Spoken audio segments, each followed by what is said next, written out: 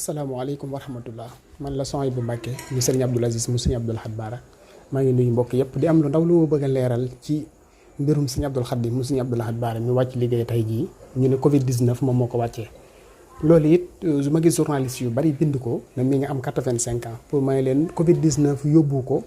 ba pare it sëriñ Abdoul Khadim amul 85 ans xalifa sëriñ Bara di sëriñ Moustapha sax amul 85 ans moom 67 ans la amoon.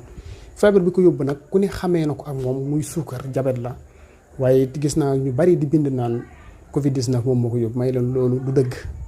waaw Matlaboul Fawzeyni hôpital Matlaboul Fawzeyni bi ñu wax ni fi la wàccee liggéey bu fekkee ne ñooñu ñoo wax loolu dara du ci dëgg Sëñ Abdou Khadim ku ko xam ni moom ku yàgg quarantaine boppam la ndax ay at a ngi ne yoo xam ne du n'importe qui mooy dugg këram kon xam nga ni suñ toogee naan Covid 19 moom moo ko yóbbu loolu du dëgg njabootam ñi ngi ci jàmm kenn quarantaine wu leen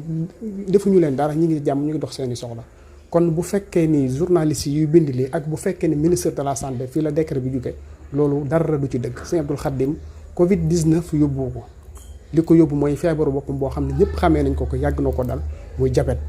maa ngi leer mbokki taaliba yëpp di jógalu bu baax a baax wasalaamaaleykum wa rahmatullahi taala wa barakatu